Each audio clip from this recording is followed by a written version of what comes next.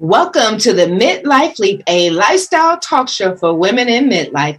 I'm your host, Sunita Johnson, and I am excited to share tips and interviews on topics ranging from business, career, current news, fashion, shopping, health, travel, and so much more. And also because I'm known as the Midlife Leap Coach, from time to time, I'll share some of my signature Midlife Leap coaching tips. So come on, ladies, let's reignite and reimagine our Midlife Leap journey together. Are you cutting costs due to these high inflationary times? Well, I have a few library freebies that can help you save some money. If you have a library card, here are 3 freebies that you can check out. Are you canceling those newspapers and magazine subscriptions? Well, Press Reader is an all-you-can-read platform with over 7,000 newspapers, magazines, and educational publications available. Tip number 2, avid readers can save on books with Libby. Libby is a free app that taps into the library database, which offers thousands of audiobooks and ebooks. Now you can read the ebooks on any device, or you can stream your audiobooks through Apple CarPlay or Bluetooth. You can download Libby from the App Store or from Google Play. Tip number 3, cutting down on those cable channels. It is kind of expensive, right? Well, Hoopla is a library media service where you can watch movies, TV shows, download music, and read books for free, in case there's any more bookaholics out there like me. If you don't have a library card, it is free to get one. You must complete an application and provide the required proof of residency. Now, if you are a non-resident where you are right now, when you want to, use the benefits of the library, actually, it doesn't matter where you are. If you have a library card where you have residency, you can still tap into their system. But if you prefer to tap into the system where you are right now temporarily, you can apply as a non-resident, and there's usually a nominal fee required to do so. It's usually about $50, $20. It's not that much. Now, the library has like I said, is one of my favorite places. It has been before I was even a teenager. I am a bit of a bookaholic, and it has saved me a lot of money on buying books because I was going broke with buying books at one time. But definitely do your research and learn of many other freebies and benefits available by going to the library website. There's, if you have a DVD player, you can rent DVDs still. If you still listen to CDs, they have the CDs of different music. There's career development training. There's a lot at the library. Just go to the website, like I said, and check it out. Let's welcome the Queen of DC, Shawn Lillian, a Washington, D.C. lifestyle and travel blogger. She is passionate about sharing her love of D.C., travel adventures, and her fitness journey. Born and raised in St. Louis, Missouri, Shawn has lived in the district for over 30 years. And exploring D.C. is a hobby and true love, which she shares on her blog and YouTube channel, where subscribers get to enjoy Shawn's candid moments around the Washington, D.C. day-to-day life and strolling down memory lane as she shares unique tips, history, and neighborhoods. Shawn has a mission to grow as a trusted resource for the community, be a one-stop shop for all things DC, and to be an inspiration for you to explore new places and to live life without regrets. Shawn, thank you so much for joining me today. I'm thankful that my friend Michaela introduced us. Yes. Well, thank you for having me. What a wonderful welcome. So you told me this story, but I'm sure everyone will be curious, like, why would she speak on or share about only DC? How did you start this project? Oh, my journey. It starts again 30 years ago. Let me just say this. I manifested being in Washington, D.C. when I traveled here for a summer program. I was a sophomore in high school. Loved it so much. I said, when I graduate college, I'm coming back. Let me tell you, After I graduated college, I was here the next year. Mm. In DC, it's always, as you mentioned, a hobby of mine. I do things solo. So I moved here solo by myself. And I had to just get out here and figure out the city and wandering and walking. It's such a commutable town. You just commute, public transportation. I love it. And I would just walk around day to day. And what happened was when I got to Facebook, I started sharing my day to day life. And people were excited. What is she doing today? What are you doing? Where are you? And people who used to go to school here, they would say, "Oh, I remember. Oh, is Howard still? What's happening with the dorms?" And because I would be all over the city, and I enjoyed it, and just sharing, hey, this is what you do here. This is what I'm doing. And I never thought about it in terms of nothing but just sharing my life. And as we moved on and with the growth of social media, and people were just in tune and saying, "Hey, where you going this weekend?" I'm like, "Where y'all want me to go?" Okay, well, okay, we're going to the museum, and just showing them the highlights of day-to-day life in DC, and then what's happening, where to go, where to eat, places to stay. And that's how I started on Facebook. And so I go way back to 2008 doing this, when I really got on social media and started doing this. And when I started running races and training for marathons, oh, honey, every weekend, that's long training. And I had to make fun. I had to have myself, if I'm going to do this training every week, out here long hours, I'm going to make this fun. So snapshots of around the cities, places that people hadn't heard of or run before. And just, it was new to me too. So the beauty was that's when I recognized the true beauty of DC. And I just shared it. And then that led to when I started, I would travel different countries and places. And people were like, "I hope you're going to show us what's going on." And they're like, "I feel like I'm there. You and your cousin went to New York. We went to New York one weekend." I said, "Okay, this is what we're going to do." This is when I said, "Okay, well, I'm going to travel and show people." They said, "We thought you were there an entire week." We were there 3 days. We were all over the city, and I was just chronicling and showing people, sharing what we're doing in New York. And then so when I started traveling out the country and around, I just started sharing those adventures too. And people were looking forward to it. And that's when I developed that into, started doing, I write, so I write. I'm a writer by trade or by expertise. So I would always write up what I'm doing. It wouldn't just be, "Hey, look at this." I would share information that they could use, whether they're traveling someplace or just visiting DC and just need background information. And that's how I really got started. And I said, "You know what? I have this information." So I started moving to Instagram, and I started moving to developing my YouTube channel because that was video and that could reach more people. And I said, okay. And then I got on TikTok, but in that process, I said, "You know what? I got all this information. What am I going to do with it? It does me no good to have the photos, the diaries, the journaling, and people can't see it. That's in the past. Let me create my blog, queenofdc.com, and share all of this information, this resources, so people could come to me and come to the site and get valuable information on tips, whether it's traveling, whether it's my running journey, my fitness journey, all things DC." And so that's the deposit. That's where I put everything into the blog as well. So that's how I started. I've been here 3 years.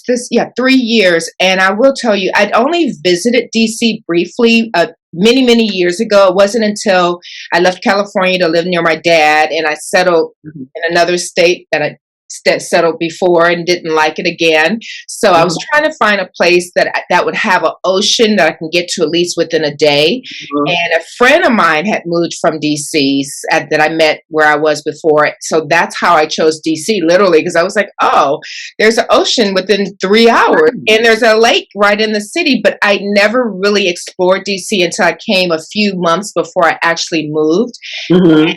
Fell in love with it. I don't know how. I came in a few times over the years, many times, and never took the time to like tour the city or explore the city because it's beautiful. It's like the architecture reminded me of Europe. Yes, in Right? certain parts. Yeah, if you walk through DuPont Circle, Adams Morgan, you will see the European influence right in the neighborhood. And people say, and I'm proud of this because they'll say, "Man, I don't know anybody love DC more than you." I got natives. There are native Washingtonians who didn't even know that Calorama was a neighborhood in Washington D.C. I'm like, come on now, y'all. How you? But if so I'm sharing all this information, streets that they've never seen that's right in front of them. And I didn't know that too. You got to walk, you got to look up, you got to catch the bus. And those are the things you got to get out the car. And so that's what I show people. Get out the car, look up, look around, take the detour, and you will be surprised at all the wonderful neighborhoods and Yeah, it hit me with the get out the car thing because DC, the roads have so many twists and turns and those camera lights and everything that'll give you a ticket. Please get out your car and walk yeah, around and look. Don't try to look up while you're driving or what. Like, wow. right. You will miss things. And I get people all the time in my DM. They're coming to town or they're on my Facebook page asking, hey, XYZ. Okay, where's a good place to stay? Where do you recommend I eat? Where do you? A lot of men too. They play. It's very interesting. A lot of men will contact me and say, "Hey, I'm set." Whether they're arranging for their families to come or their girlfriends or wives, they'll reach out and say, "Hey, me and my family, or me and my girlfriend or wife are coming to town. Can you share with me, a good place to dine or things to do?" And so I love that where people feel comfortable with reaching out to me and just good people just sharing information to appreciate and enjoy the city because I want them to experience it the way I do because I really love DC has been very good to me and I really love it. And I will tell you, I absolutely love it here. I thought I honestly wasn't certain. I mean, it was going to have to be my last move anyway because I didn't be near my dad still. But I wasn't sure. It's like what's going to be living in Santa Monica close to the ocean. I Yes. didn't think it would happen, but I actually love it here. I would love it if the ocean was closer, but I have the lake. There's so many different wharfs or waterfronts or whatever you want to call it. I don't get the names correctly of the waterfront and the wharf. I The get wharf. It's the yeah, wharf. And then you have the Georgetown Harbor. And you have, whether it's, you have Philadelphia, New York close, Ocean City, Rehoboth. You have Delaware with their beaches. and So then you got the mountains, you got Poconos. yes, We are right here. And then go up to Boston, Maine, Nantucket. You're still close to yeah. a lot of things. Chesapeake, Mhm. Annapolis. We went to Chincoteague Island recently, which was like a 3-hour drive, but it was what Yeah. was really awesome to me was that off of, I forgot the name of the preserve or the little, whatever it was, where we could get to the ocean. It wasn't developed, if that makes sense. Like I liked the piers and things like that, but it was also nice to be at a beach where it was completely undeveloped and in its natural state, and just enjoying that. And you went where the horses, where they have also the. Well, that was our intention, but the horses we didn't spot the horses, so we were going to go back when they're swimming, so we can Okay. make sure we catch it. But yeah, apparently they hide in the woods or whatever. So we walked the path, we drove through the path trying to find them. And and you have Baltimore and the harbor there as Yeah. well. Yes. And, which, and there's so many different restaurants. There's yeah, different museums. I'm a museum girl. I like culture. So there's just and one thing I'll always say about LA, you can do stuff from free to expensive. And I feel that I get that here, but I didn't get that in New York. Because New York, I used to joke, it's $50 to walk out the door. right. Now here, the Here, great free Smithsonian museums, and we have top tier museums, exhibits, exhibitions. There always something going on, and that's another thing I used to do. Every weekend, I would go to a new exhibit or museum. okay. So every weekend, So you share about museums, you I share share. about restaurants. Uh, uh, what else do you share about? I share about places to stay, Oh, um, things to do. My you just I share all things DC. So if you're looking for information on what should I do, where should I stay, what's the best place to brunch? You know, DC is brunch, brunch city. You know, we are the number one brunch capital of the world, and things to do. QueenofDC.com. It's all there. awesome. Thank you so much. Real quick though, my favorite thing, my hairdresser shared with me for my birthday, actually. She suggested that we do the brunch boat ride. It was so nice. And On so, the Spirit of Washington. yes. Yes, yes, I've done that. That's very nice. What are your favorite, do you have a favorite restaurant you to share with everyone real quick? Do you have a favorite brunch spot or favorite thing to do? Okay, my favorite restaurant is Zatina. It's Mediterranean, Ms. And it's right, oh, this is great. It's right downtown on 9th Street and right at Gallery Place, Chinatown, right at the Metro and across the street from Martin Luther King Memorial Library, which is a treasure in DC, and they just renovated it. $200 million renovation, absolutely beautiful. I've been going to that library over 30 years. It's a DC treasure. But another one is Delania, and I have reviewed these restaurants. Also, I have restaurant reviews on my Instagram, on my Reels, on my website, on my TikTok, and those two. I love those two restaurants. Okay. And things to do. I just love being out, walk the mall, the National Mall. Is one of my favorite places. It is gorgeous. You got the Lincoln Memorial and you have the Capitol at one end, the reflecting pool.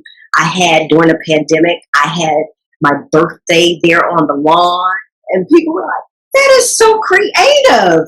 Wow, I didn't think to do that." And it was just peaceful. You got the East and West Potomac Park, Haynes Point, and you can walk around.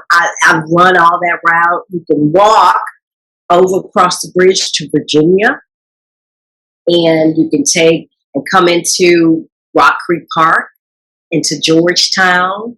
So I love walking and exploring the city, but I would say it's such a peaceful place for me. I really found that very much peaceful during the pandemic. And I just would go there and I would walk from my beautician is at the wharf at Southwest Waterfront. And I would just walk and just enjoy the peace of the city.